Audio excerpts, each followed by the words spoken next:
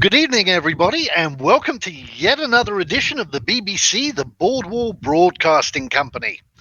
I have joining us tonight as guests, we have Noslim and Renegade. They can quickly introduce themselves.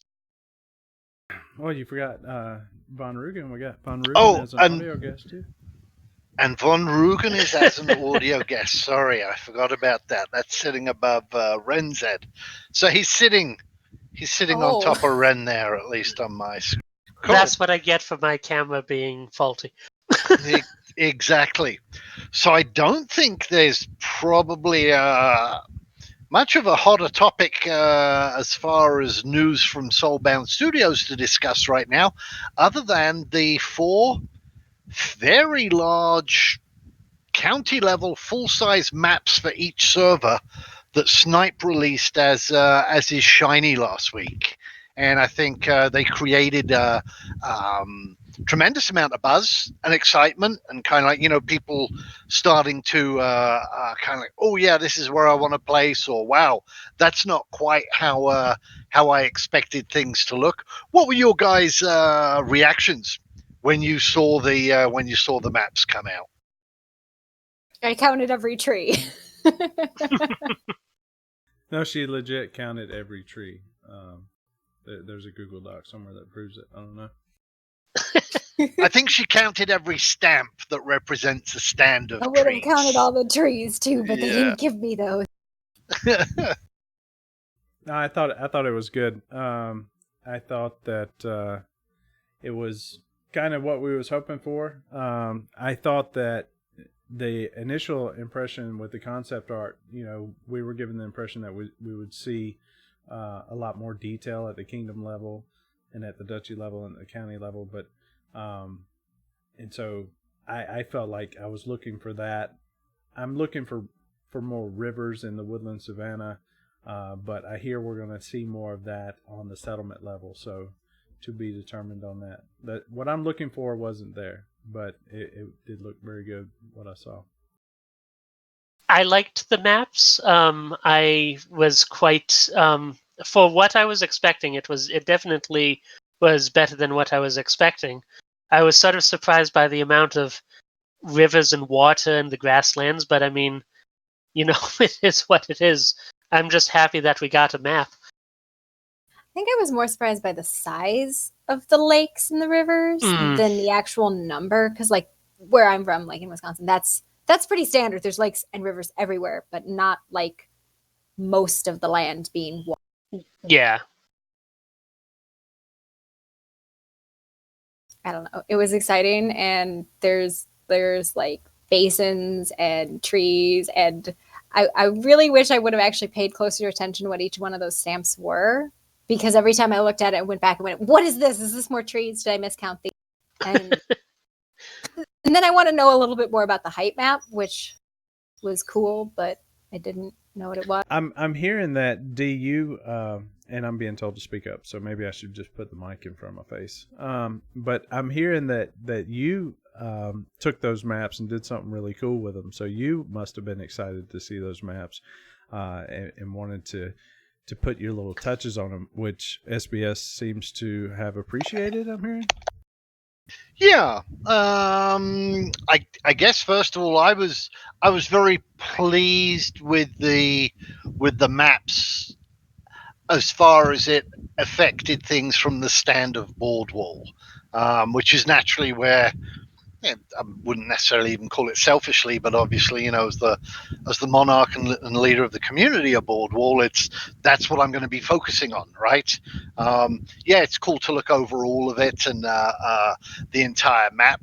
But as I looked at our map, I was very, very pleased to see that that we have so much water in the grasslands. I think we'll touch on water here in a little while, in terms of watersheds and everything like that. But just the initial thing is, wow, it looks like a bunch of lakes. But I think what you're looking at river valleys where the bodies of water aren't kind of like connected yet, and that those will be connected when we see the map released on a settlement level. but the amount of waterways there, for trade, and not just for trade, but for defense, the number of peninsulas, small islands, and I want to caution people to kind of like temper their expectations. If you're looking at at parts of the grasslands and it's like, oh, that's where I want to place my county because that river or that lake has an island in the middle of it, that might not be there. Let's wait until we see stuff on a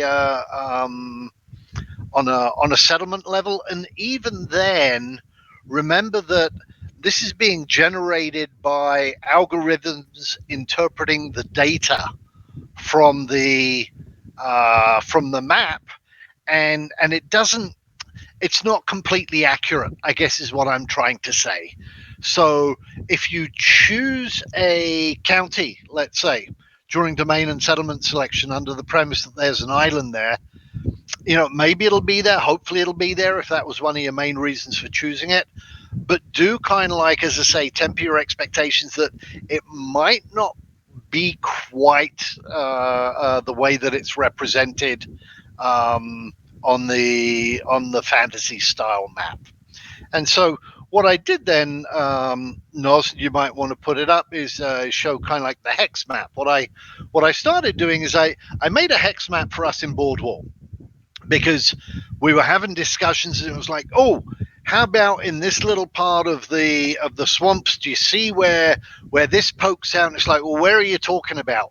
And we were having issues kind of trying to find what went where, and sometimes we thought we were talking about the same little piece of land, but we weren't.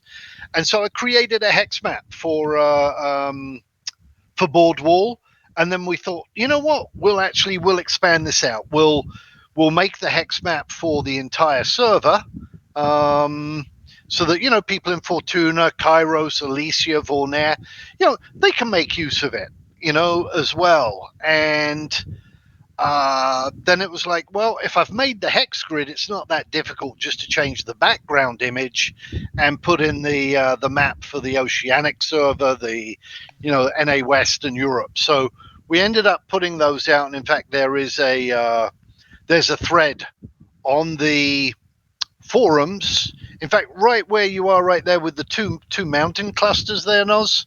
That there is kind of like the border between on map N, which is where we're at. That's Bordweall. There you go. You're zooming in on it now. Somewhere in that cluster of mountains is where we potentially might put our capital for Bordweall. You can see there's kind of like I've kind of like semi-named them in my head, the northern fangs and the southern fangs. But if you look at the southern fangs at those mountains, there are peninsulas of land that jut out into that river or lake system there, which would be basically protected from behind by the mountains.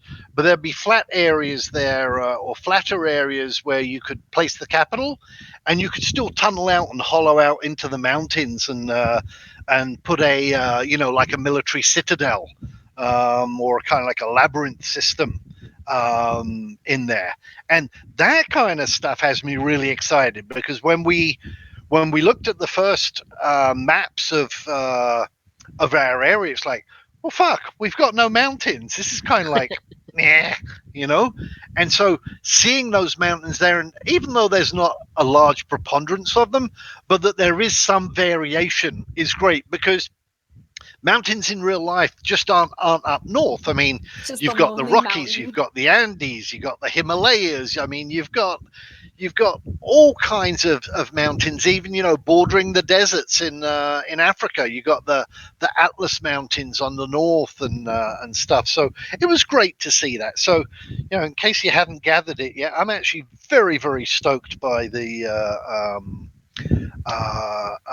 way the map is treating us. When you look at the savannah, parts of the savannah got mountains as well. I agree with Noz that I want to see it on a closer level to see if there are more lakes. Are the lakes seasonal, like the Okavango Delta in Africa, which is in the savannah, and the swamp areas? had mountains in them as well, and the hills, and it was like, wow, this is very, very neat. And so yeah, I'll stop my ramble and let you guys have a word. So during all of that, I got an emergency weather alert. My phones were blowing up. I've got 3 phones over here that were going nuts. So, and at some point, it sounded like lightning struck my office. So, if we mysteriously go off the air, that's why. But I didn't show the original map in, and we could take a look at that too, D, if you wanted, and we could go back and compare the two. Sure, absolutely. And how they changed. With the original map, we just got like a geographical map, but now that we have the stylized map, we can kind of see the differences and see the different trees in different areas and maybe compare the two and have a conversation about that. I really want them to release like large posters that we can buy, because I would put one of those up in my gaming room and use it for like D&D in a custom. I was about to say it might be the geek in me, but seeing the hexagons on the map made me think of like the old school Axis and Allies game board, and I'm just like, yeah, I could totally play a board game on this. Yeah, you actually could. I mean, somebody could kind of like take bits of it and put, transport it into Tabletop Simulator or something like that. And, even if you were to kind of like, I don't want to necessarily say plagiarize, but if you were to take, some of the game mechanics, for moving pieces around between hexes, and you'd probably have to designate whether a hex was, mountain, open, or woodland, or wetland, and have movement things. But I wasn't going to get into that myself. I was geeking out on it as well. It's like, holy shit, somebody could really take this and run with it. And if they do, go for it. You're welcome to use these hex maps with full permission to do that. I didn't. Catan is one there. Kinos. That's a big Catan board. Yeah, you could make a COE based Catan board kind of thing, and I mean, there are so many possibilities. It's Soulbound Studios has asked me to retweet these out because they apparently really like the look of them. We'll probably get around to doing that tomorrow. But funny enough, I mean, the maps are how to phrase it. The maps are from Soulbound Studios. All I did was put a hex on it. A hex grid. I don't want to make it out. It took a bit of time to make it, but it wasn't like, wasn't like I did anything great. But if we made a Catan board out of it, played Settlers of Catan, we could probably play for more than 20 minutes before you beat all those. All right, so we'll take a look at that original map. I'm not sure I beat you at Settlers of Catan, did I? Poker. Oh, that's the old one. Like, that's the first one they spoiled. I kicked your ass at poker.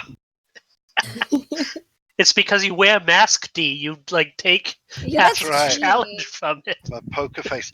Yeah. So again, if you try zoom in on that same area, I don't know if you're able to there, Noz, but where those mountains were there on the border between.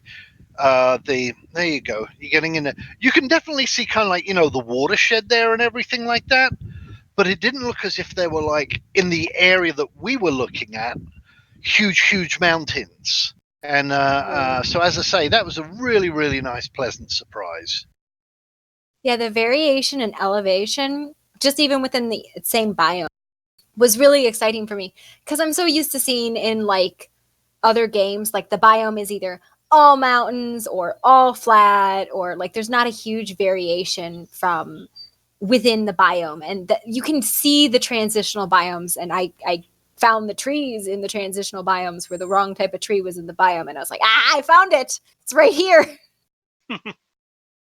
Got really excited about the forest trees way down in the south. But this is the original map they spoiled when they teased the first map ever. This isn't even the one they released to us because they put this on the blue background that made it look all different. So, like, we actually have an extra map compared to any other map because they started with this one. But I really do like the stylized look. Even if nothing else, I just want a poster of this, and I'm gonna hang it up and be like, "Yep."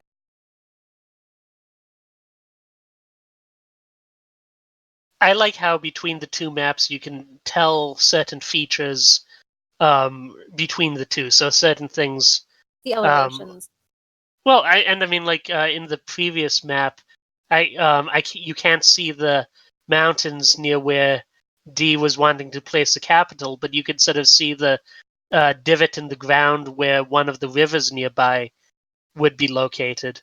You can definitely see where the savanna stops and where the grassland starts.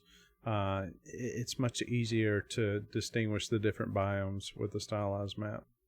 It's more than just a shade of color, you know? Mm. And it made sense why we had those weird, not straight lines on the old maps where the biomes kind of interacted, because that really did very clearly. Now that you go back and look at it, it made it clear where the biomes transitioned. Because the lines, you had 2 lines where the biomes were, where they met, not one. And it was because of those transitions.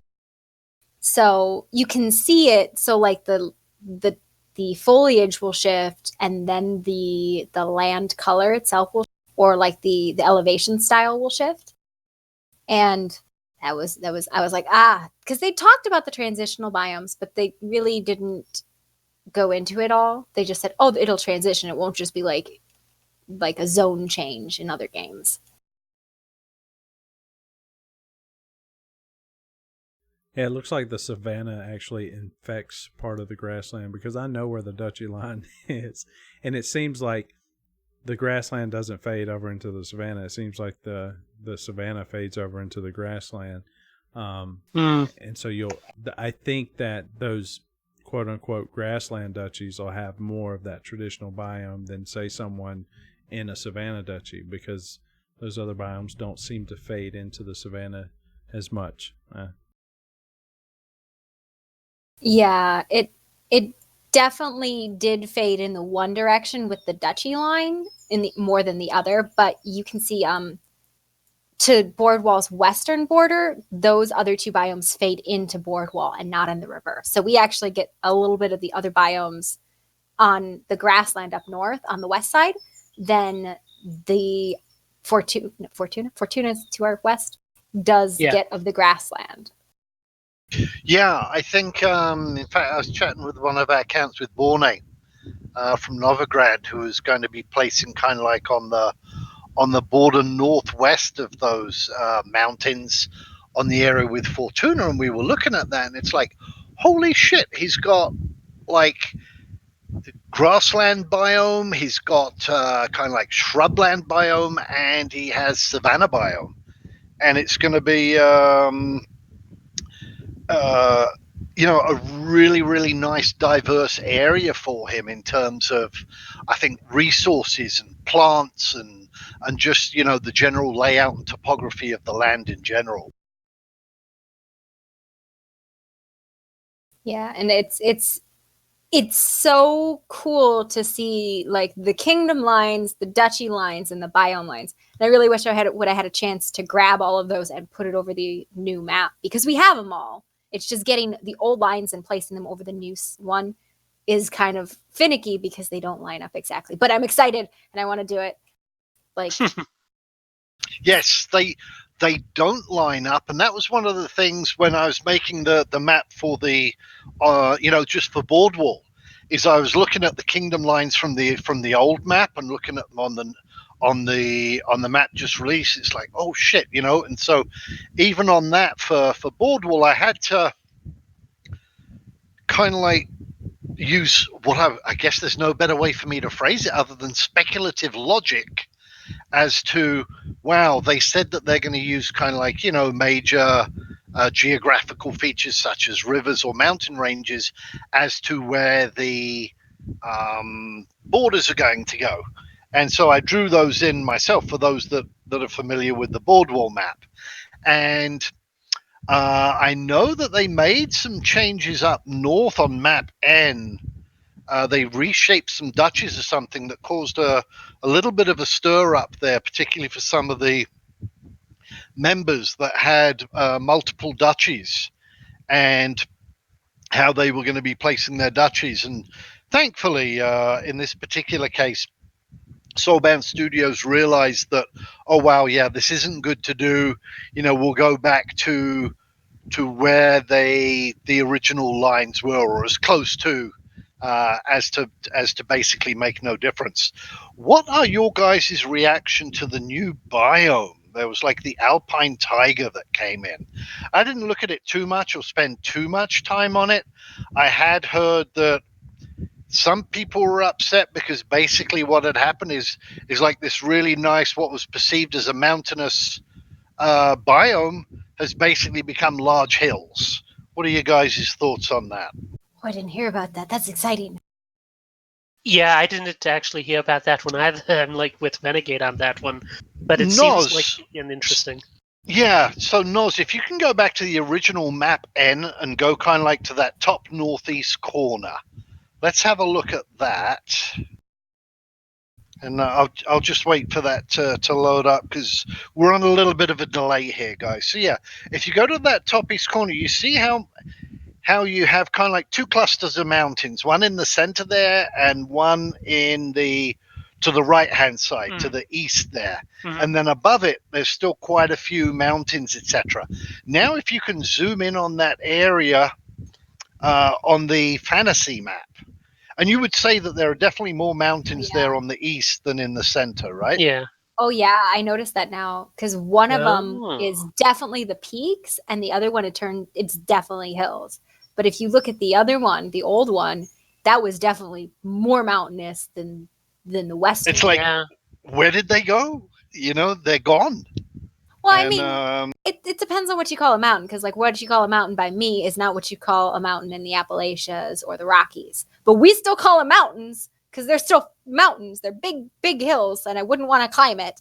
But well, and the other thing is how the game produces the stamps, right? Is it producing a mountain based upon the overall height above sea level, or is it doing it based upon its height above the average elevation of the surrounding land? oh, that's a good point. And Yeah. that might, Plateaus aren't really mountains, but they're still really high elevation. yeah, when Yeah. I went on a motorbike trip of the southwest of the USA, and there's the Grand Mesa. I mean, that's up at 10,000 feet, but it's kind of like once you get up to the top of it, it's relatively flattish. But I think most people would agree that a 10,000 foot elevation, in most places, classifies as a mountain. So there's that to take into account as well. Yeah, that's a really interesting logic point. Yeah. Ren, I believe that you were wanting to look at watersheds. I was excited about basins. Like I was really excited about that. Because if you look at we had the one that we did, which I just crudely drew lines on, and then there was all like you can look on the original map and just you can see it more clearly in our grassland biome than you really could anywhere else. But you can see how the rivers drain off of what I would almost call like low altitude plateaus in the grasslands. Yeah, so going to give you a challenge here, Noz. If you can put up the hex map or the fantasy map on one of your screens in one window, and then try and put up. Kenosis. Yeah, Kenosis had put up had made a hex one, not a hex one, a watershed one, and then the one that how it was looking, on the original map. I don't know if I'm making sense there. I will argue with Kenosis about how that water basin is. Like it might be 2 water basins or 3, but I think he divided it differently than what I would have. Because I think in that grassland we have 3 basins, so three places where all the river water sheds into the oceans. I was hoping we'd have one of the basins that didn't shed, because we do have those on Earth that they're water basins that don't shed into the oceans. There's only like 2 or 3 in the whole world, but they make for a very unique sort of biome. But in the grassland biomes, we have 3 very clear separate basins. So they drain very differently, meaning we'll have 3 very large rivers where those are basically the rivers that all the other rivers drain into and where it drains out into the ocean. think Nas is trying to catch up. Yeah. Sorry for throwing that on you with no warning there, Nos. we It might be a prepared. little bit to sync.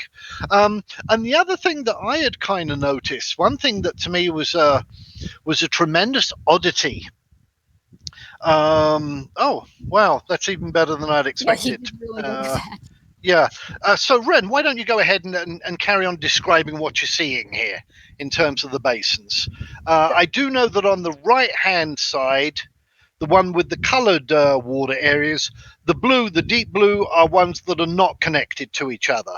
So basically here you're seeing a green water basin, a purplish or hot pinkish water basin, a fire red one, and then a yellow one.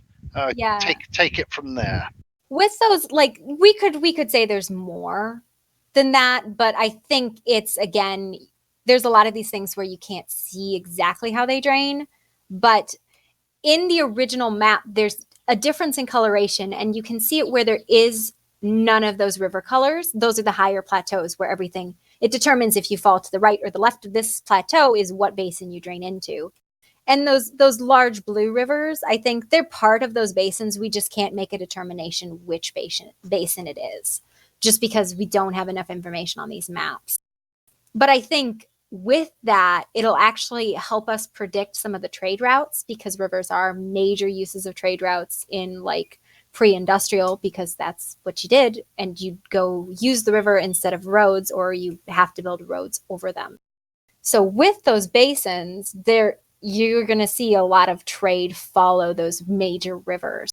And I think those plateaus are actually going to be some geographical divides, I think. And maybe we'll even see like tribal divides. I wouldn't necessarily say tribal, but you might see a heavier population of like Naren in one of the basins, and then, I don't know, Teresk in one of the other ones, or it may be we'll see a shift. I don't know if that's going to have any impact. That's me going full conspiracy on that, but yeah. thanks. One of the if you zoom in a little bit on that right-hand map, on that hot pink basin, I think one of the things that struck me is that is such a large watershed. But if you look at the amount of water there that is in this particular watershed, and then you look at the size of the estuary where it empties out into the ocean, logically it isn't making sense for me. There's a disconnect here, because typically you would have like a huge delta here, or a very, very wide river mouth or something like that. And here it kind of like it does the reverse of what you would expect. Yeah. It kind of like squishes down into kind of like a couple of pixels wide, and it's like it could be very deep, though. That is a thing that does happen, is very deep rivers. Yeah, but if you look at it, it's on every single river. It's almost on every river where it hits. So it's not like, oh, this is one river where it's got a canyon that empties out. But even if you look at fjords, you know, those again, those do widen out, you know, for the rivers that that put them out. And so my speculation is that I don't know if all of this is actual water, or if it's just showing where the river valleys are. But if that was showing where the river valleys are, they would all be connected, right? You wouldn't have all these almost like disconnected lakes in a string that you can clearly see is meant to be a river. I think it's a river, but I mean, if my thing is like looking at all three of these maps next to each other, if you look at the left map, right, and then compare that to the area we were looking at on the stylized map, it sort of seems like the map to the left sort of shows, you know, where the rivers are meeting. You know, it's sort of, I don't know how to like interpret that, but it just sort of does seem like they cut into the earth as they come out, almost like in a fjord, like you were saying, or like almost a canyon type thing. But I don't know if that's how it's actually going to look on the finalized map, or if that's just, again, as you were saying, them sort of throwing out some ideas. So what you're saying is the stylized map is covering up some of the elevation that we would typically expect to see at these areas, and it's not a good representation of the elevation and the lay of the land. You've got a couple of little mountain peaks here and there, but it doesn't really tell you how the land is shaped around those mountain peaks. So on It's and so very forth. hard to show them with the Yeah. stamps. Like the stamps don't demonstrate valleys and mountains very well. They just demonstrate elevation changes. And I think that actually right there tells us that that's elevation changes, not absolute elevation. Because you can see it along the fjords along in the stylized map. There are those hills all along the coast, and that would indicate the fjords, which would be elevation change, which would make me think if you go up north, that one that isn't mountains anymore, it's not absolute elevation. It's probably just as high, but it's probably flatter. Yeah, I would love to see I'd love to see a height map. I would love to see a height map of the of kind of like of our area, because there it would be easy to kind of like determine the watersheds and everything. And Medusa there is confirming that we're only seeing the bigger rivers. The smaller ones that aren't as wide or deep enough to show up will show up on the settlement zoom when it's released. Well, luckily I cut back right to scene as Renegade was sucking on her hookah, so that's good. Thanks, Naz, for the warning.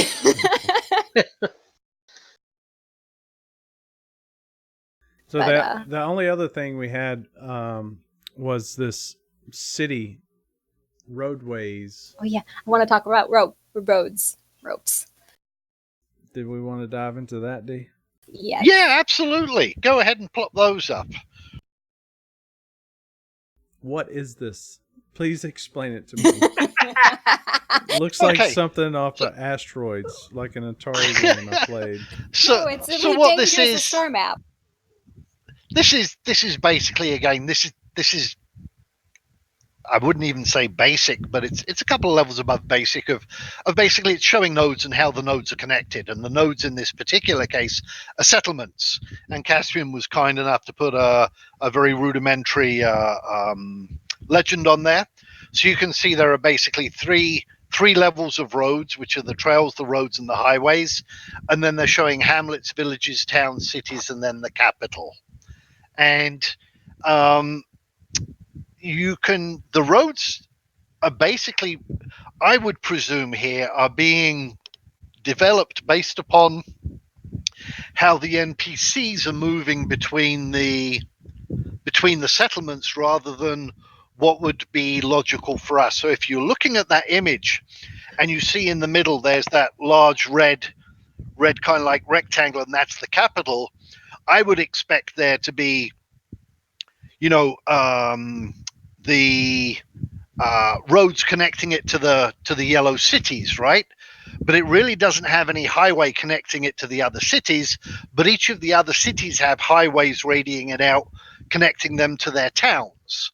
And so then it will be upon us to basically connect those highways together and expand them out. So if you look at that red capital and you look at the city to the east of it, there isn't actually a connection to it. You have to kind of like go up north via a road and then cut across via a trail and then come back down, which would almost seem that there isn't a lot of trade between the capital and that city to the right. But it might be, again, that there's a canyon there, or there's a mountain there, or what's not showing up on this is that there might be water there, and that a lot of it might be transported to one of those green towns that then does have the highway. So, when we're only getting to see kind of like data in some of its rawest form here as it pertains to roads, but not necessarily the whole transportation system. I think what this indicates, and actually I'm just looking at it, it indicates the average distance a NPC, or probably a player even, is willing to travel for trade. Like if you look at it, from like those distances are pretty consistent. You're not going to see like longer distances. So nobody's going to go from the hamlet to the town to the city to the capital. Like they're going to go to their next nearest larger. So nobody's going to go city to capital. Like that's a big distance to travel, even if you are passing through 3 towns. Like I wonder what that distance is between those. Like, is it like a couple kilometers? Is that your radial distance of like average? This is your occupied area. Like you pick the center city and then all the ones around it. Those are where you go usually. You're probably not going to go farther. Like I know how long it takes in a sandbox survival game to go from one place to the other. You don't usually make those long treks unless you're a trader. They're a pain. You spend hours doing it and then you come back and you hope you don't get robbed. Yeah, definitely. I mean, even when I look at that, like, you know, as it relates to real life, I mean, I live very remotely. I live off the grid, and, you know, it takes me about an hour and a quarter, hour and a half to get into the kind of like the closest town that has a decent kind of like, you know, supermarket kind of thing. But that's where I go. That's where I do my groceries, right? I don't actually travel to the capital of our county. I don't drive all the way down to San Diego to get my groceries. I'm not going to get a better selection necessarily there than I would in the local large kind of town kind of thing. So that's actually an interesting point you make there, Ren. Yeah, because like as much as you know, traders will make the trek from large city to large city. That isn't not going to be the most traveled location. It's going to be the closest cities or the closest settlements back and forth, because that's the trek that an average NPC or even player is going to make. They're going to go from their city to their friend's city next door and back, and then maybe to the other friend's city, but they're not going to go big city to big city. I wonder if there's going to I wonder if you could get like added distance from faster modes of transportation. So like if someone's going like along the roadways, they go only that, you know, set amount of distance where they feel comfortable. But like if you have 2 large settlements on like the same river, so if you go the roadways, it will be kind of lackadaisical and it might take longer. But if you go directly from point A to point B on a river, it will take you less time. If that would then, you know, you'll start seeing movement of goods along the river as compared to the road, because it's just an easier, more efficient time of it. Yeah, I am hoping we do see like a speed boost by using those roads, because that will encourage players to actually make them. But again, with those long treks, like I've done long treks in games like this, or games like this, other games, you don't follow the road. You take the direct route, because there is no road between 2 major capitals of big areas. Like there just won't be. Nobody makes that trek enough to sit down and make the road. I'm not coming to the capital unless I can sit on a boat and be fanned the entire way there. That's just not going to happen. Fucking one of the caravans. Cleopatra reincarnated right there. That's not. You got to get him a wig and like little snake helmet. And I'm going to make troops march along the riverbank in defense of me. That's what's going to happen. You don't get any rivers. All you get is trees. You get like, what was it, 207 tree stamps in that duchy. I just want to point out the difference between the trees and the duchies in our kingdom. It's like 207 to 2. There's a duchy with 2 trees in it. I got all the trees. So if you want to build a boat, you're going to have to come talk to me. That's what's going to happen. Treelandia. Your duchy has to be called Treelandia. Sure you're not Kipix over there? Nope. We're coming up on 40 minutes here, so... Yeah, I think we're good. I think we basically covered everything that came out. Do any of the viewers? I'm happy to stay here longer. Do any of our viewers have a Kipik? Have a Kipik? Arius was just saying. We have a Kipik group, and it just automatically transposed into what I was saying. Do any of our viewers have any questions they want to throw out to us before we wrap things up? Anybody have any Kipiks they want to throw out to us real quick? Wait, I thought we covered we're not throwing Kipiks. That's what Dee was just saying, though. Secret Kipik Kingdom. Yeah, I think, Pock, I think that we will we will have to clear cut paths if we want to put in new roads. I mean, I think that what we'll end up finding is that we might end up kind of like doing a hybrid, right? Of you're going to have terminal settlements or that are terminuses kind of thing, you know, at the ends or at the heads of lakes or rivers, etc. And that we might end up, you know, either upgrading a trail into a road or a road into a highway between some of the areas that make sense for us. Steve says, will you guys on a Kingdom Duchy level say people have free movement rights along rivers? I don't know about you, D, but I'm going to say that's going to depend on the duchy that the river is traveling through.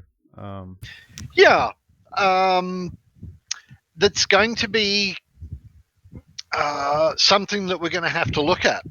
I mean, you know, this goes back to the old water rights kind of thing, you know, even in real life with people damming the water. I mean, you even look at the water rights of the Colorado River, right? And how everybody now takes so much water out of the Colorado River that basically only a trickle actually reaches the Gulf of Mexico these days. It's not that we can remove water from there, but what if you have a landlocked duchy and its only way of getting goods out is down the river, and another duke says, and we kind of like have this thing of having kind of like sovereign dukes in Bordweall, and another duke says, well, no, you just flat out can't pass through here, or the only way that you can pass through here is through paying exorbitant taxes. Now, thankfully, our dukes are reasonable and everything like that, and I don't foresee that happening. But at the same time, it raises that interesting question of, you know, it's kind of like we'll have to wait and see how this gets affected as to whether I have to kind of like write some kind of an edict or make an implied contract on a kingdom level that kind of like still tries to respect the sovereignty of the individual duchies, but doesn't basically fuck over landlocked duchies and things like that. You know, these are interesting things. Yeah, I think even if we do end up seeing like people trying to restrict roads or waterways, you end up with people who just are like, no, I don't want to, and they're gonna ignore it, and that'll cause conflict, which is a good thing because conflict drives content. But that also will probably end up with somebody getting overthrown just because nobody's going to want to pay taxes on it. I don't think it's much different than any other question that's asked that we just simply don't know because we don't have the mechanics in front of us.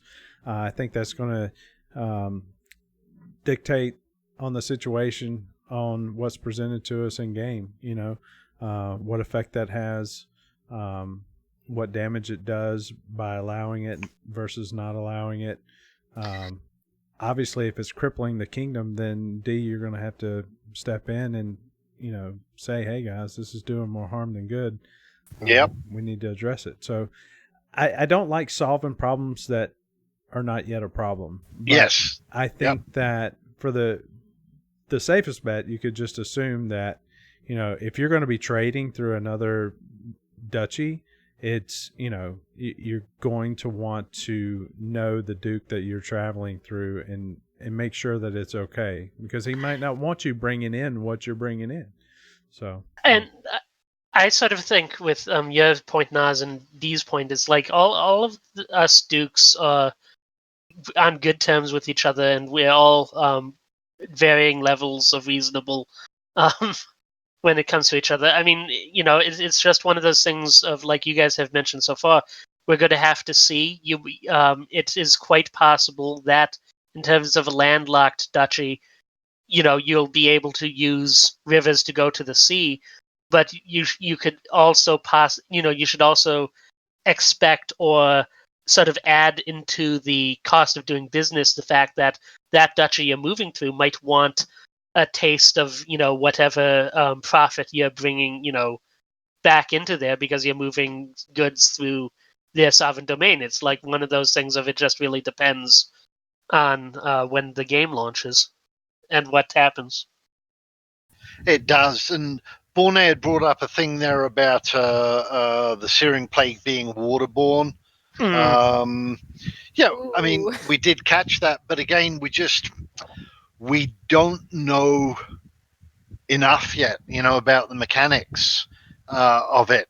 Is it, and it might not just be the Searing Plague. Lost audio on D. Yeah. But I think, and D, if you get your audio back, let us know. I think that people that are You guys traveling, still hear me? Yeah, we can now. Now we do. Okay, yeah, my connection might have gone to low speed mode or something. But, people that are traveling across multiple duchies, I think that if you come into my duchy and you have a large caravan of trade goods and you have a large security force escorting you, I'm going to say, hold up, what the fuck are you doing bringing this large security force into my domain? And I'm going to say, I don't have a problem with you traveling across my domain, but I'm not okay with you carrying this mob with you. So they're going to go back home, and then I'm going to provide you security across the duchy, and that's probably going to come at a cost. So, I'm just pulling shit out of my ass, but I would think that's kind of how it would go down. I don't know. Yeah, and by the time we see something like that happen, it might already be gone. But like, did you know that 500 players walked through your duchy yesterday? No. Yeah. What is it? It like turns into a scene from that Netflix show Narcos, where the guys are at the border and they're just like open a chest of silver. It's like, okay, so we can do this the easy way or the hard way. Yeah, we just don't know how the trading is going to go down. There may be contracts in place for, for the entire shipment, point A to point B. But I would think that you would have to make provisions along the way for security, or to allow those forces to come through those different domains. I don't think I would ever plan a trip across the country without making a reservation there first. You know what I'm saying? Yeah. I don't see me getting on a plane and traveling 3,000 miles without having a hotel already booked. I don't see that Probably happening. not. I mean, you might be like, I guess I'm smuggling like 500 pounds of ironwood or something, and no one will know. Yeah. So I'm not carrying a tent with me. I'm gonna have a nice 5-star room wherever I'm going. Don't you worry. We'll find you an Ursivant you can ride on, like a princess. I was about to chime in. One of the best trips I've ever made is when I took a couple of months totally unplanned and load up the tent and everything, filled up the saddlebags on my motorbike, and took off and toured the Southwest with absolutely no reservations, no plans. But again, I wasn't trading or doing anything like that. I was just going out, having a good time, and enjoying do life. That kind with of a beautiful wife and 3 children, and see how much fun you have. It would not be fun. I don't think that'll go well if the king just goes on a vacation. It's like touring the country by myself. I did do it as a single person. This is true. Alrighty. I think that we're at a good point probably to wrap things up. Mel finally chimes in. I made it. You made it just for the closing credits, Mel. Good job. And give Mel we will credit. see. She moderated for 2 minutes. Absolutely. I'm looking forward to seeing, what comes out over the next couple of weeks before our next live stream. I'm probably like some of us, kind of like, this whole, it's a couple more days. I'm kind of like tired of that, but I do feel that we're kind of like somewhere, getting to where this is going to actually pop out. And I'm hoping it's kind of like, in the next couple of weeks, and that we're actually physically picking where we're going to be. It's time. I'm done. I'm ready for it. All right. Yeah, so Caspian has definitely a couple more days us to death for the last couple of weeks. So hopefully it's a couple more days. We'll be there. Yeah. We'll get it when get it, and it'll be great. in a couple more days. Alrighty. Take care, everybody. Thanks as always for watching, and we'll catch you in a couple of weeks' time. Good night, everybody. Bye. Night, everyone.